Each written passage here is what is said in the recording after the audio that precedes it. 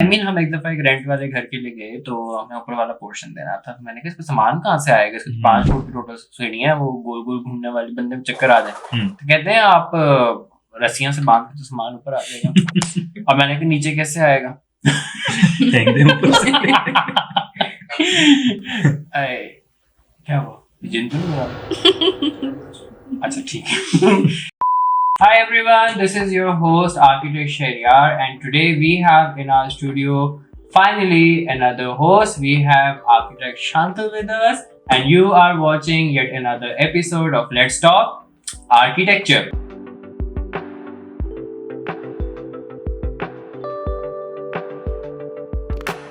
On today's episode of Let's Talk Architecture, we have architect Mansoor Mazhar with us, a budding architect when it comes to the field of residential projects.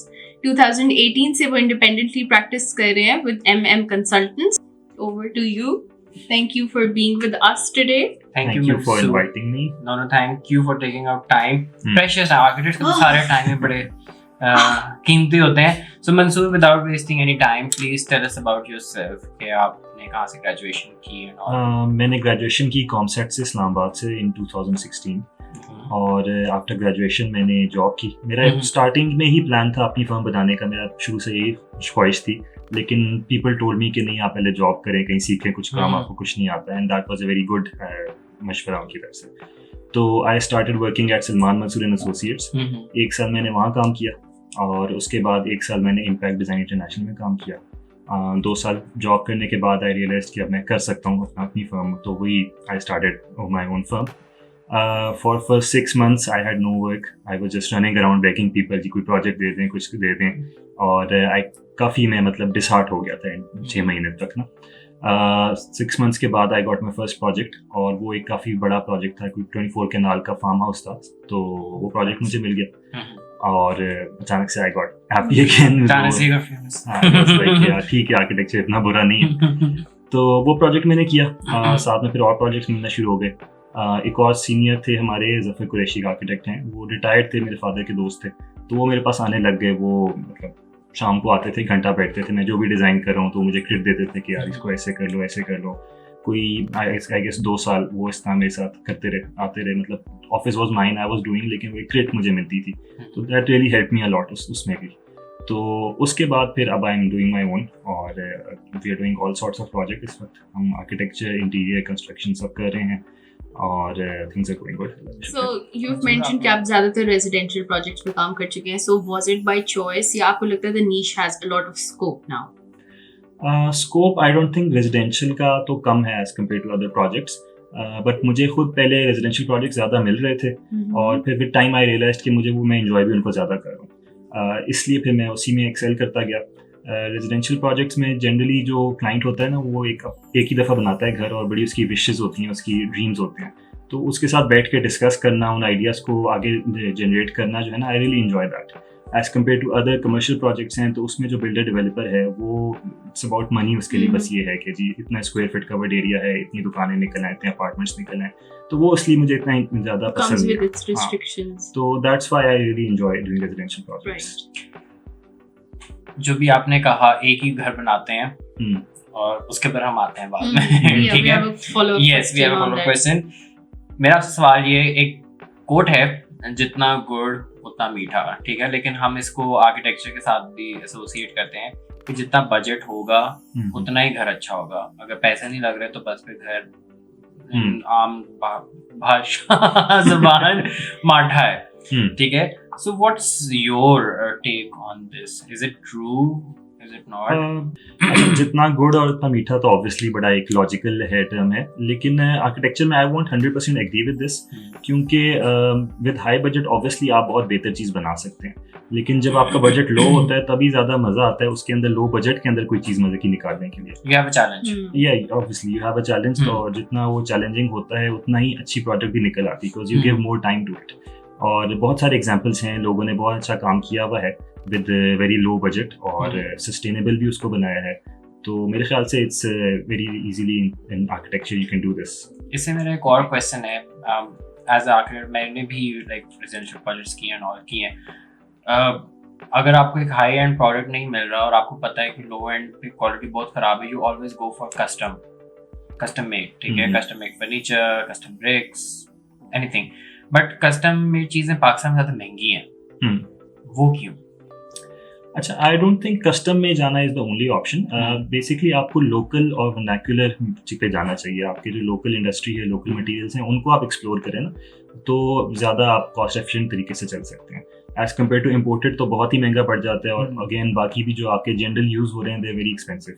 लेकिन आप थोड़ा सा अपना दिमाग लगाएं और जो है लोकल आप अपनी देखें ना, स्पेशली जो पुरानी कंस्ट्रक्शन थी वो टेक्निक्स लेकर आएँ, तो बहुत आपको ईजीली जो है कॉस्ट एफिशिएंट आप डिज़ाइन कर सकते हैं। आई थिंक उसमें क्राफ्टमैनशिप भी मैटर, क्राफ्टमैनशिप डेफिनेटली बहुत matter. Yes. So you've mentioned कि यहाँ पर पाकिस्तान में घर बनाना is a one-time investment and it's a pretty big investment.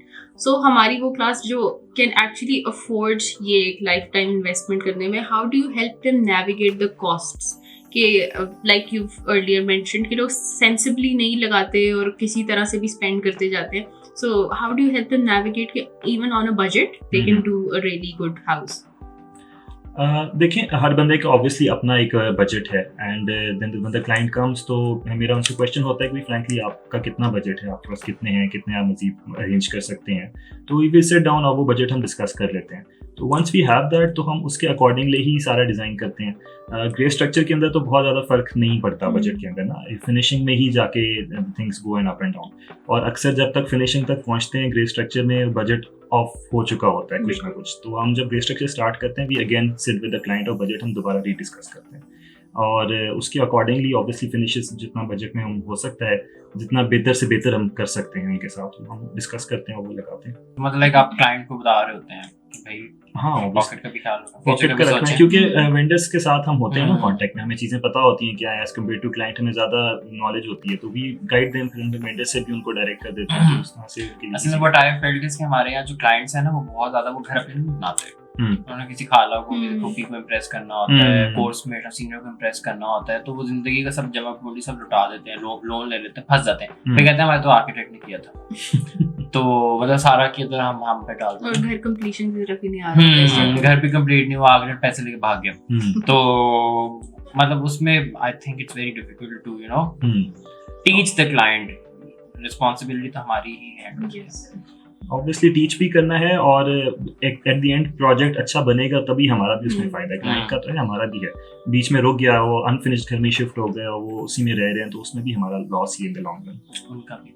Mansoor, लोग डिफरेंट होते हैं, लोगों की पर्सनालिटीज डिफरेंट होती है, लेकिन हमारे यहाँ घर एक जैसे हैं। I am speaking of the 5, 10, 8, 12 मरले वाले घर, एक ही डिजाइन है, वही गेट है, ज्यादा से ज्यादा कोई आता है तो कोई लाल करता है, कोई नीला कर देता है, कोई टाइगर लगाते ग्लॉसी।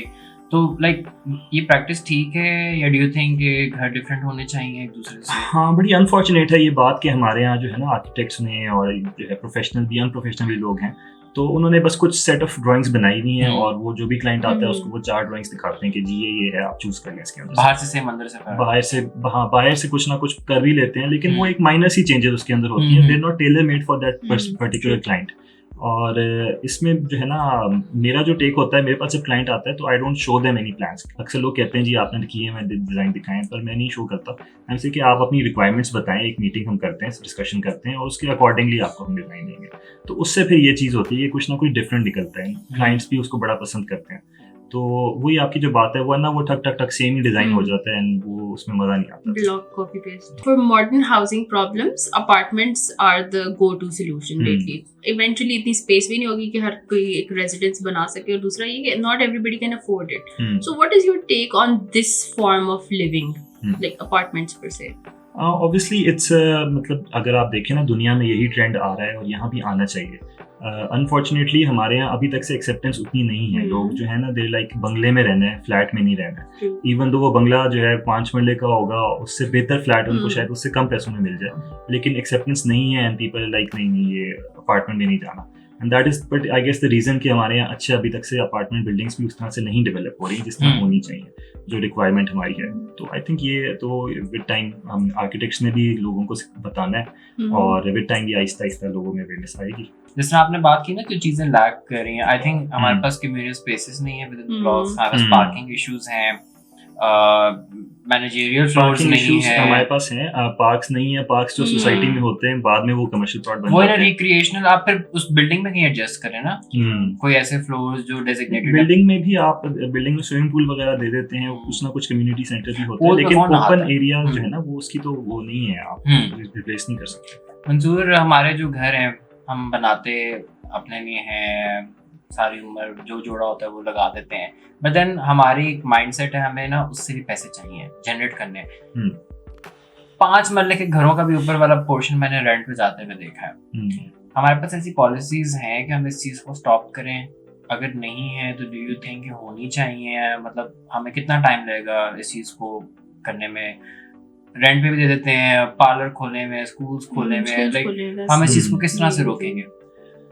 पॉलिसीज हैं, डेफिनेटली पॉलिसीज हैं। अगर आप बायलॉज देखें ना तो there are certain plot sizes के इसके अंदर सिंगल यूनिट बनना है, इसमें डबल यूनिट बनना है, लेकिन उसको वायलेट करते हैं। अनफॉर्चुनेटली हम लोग भी करते हैं, जब सबमिशन हम भेजते हैं तो हम उसको शो करते हैं कि इट्स सिंगल यूनिट, हालांकि हमें पता होता है it's double unit.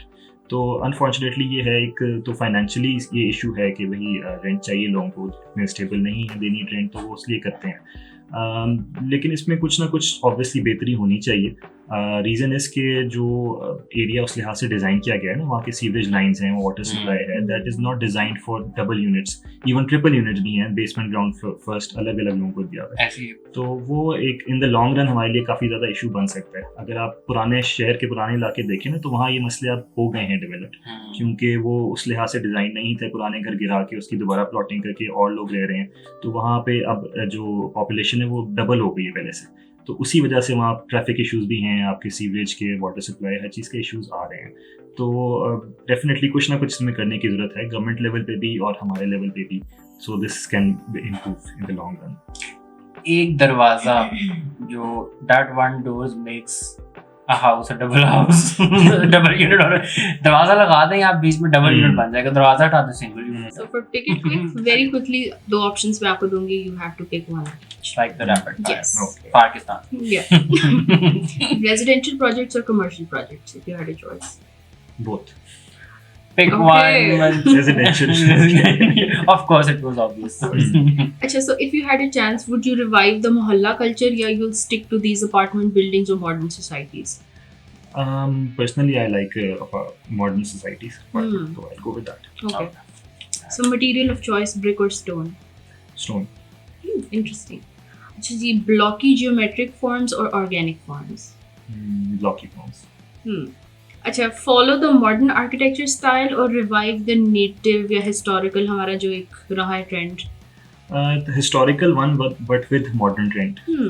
I think it has died down over time. Vernacular is very. It has died down because we have left it.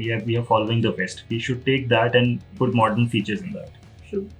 So would you work independently or would you like to work in a partnership? If you had a choice. Independently. Okay, so for your last, pick it quick. Given the chance, would you marry an interior designer or an architect? I am already married, so. Maybe it's a question. Just for the sake of it.